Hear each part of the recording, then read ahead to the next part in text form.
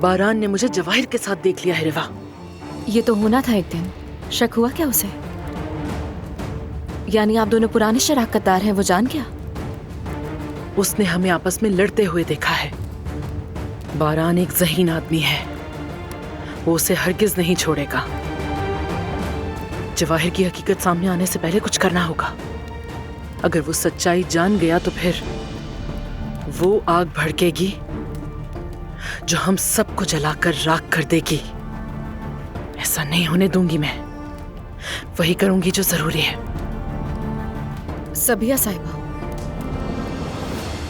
आपको पता है मैं आपके हर किस्म के काम के लिए तैयार हूँ, जो भी आप चाहें। मैं जानती हूँ रिवा, वकील से बात करना जरूरी हो गया है। उसे बुला सकती हो अभी? जी मैं बुलाती हूँ।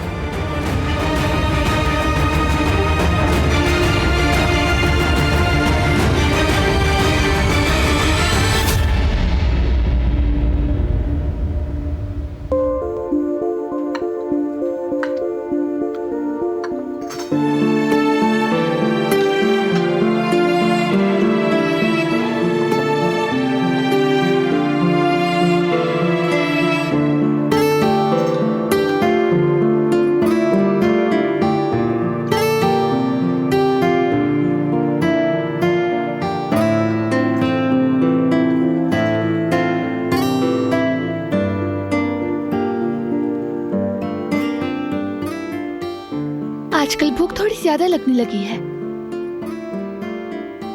माशाल्लाह। थोड़ी ज्यादा।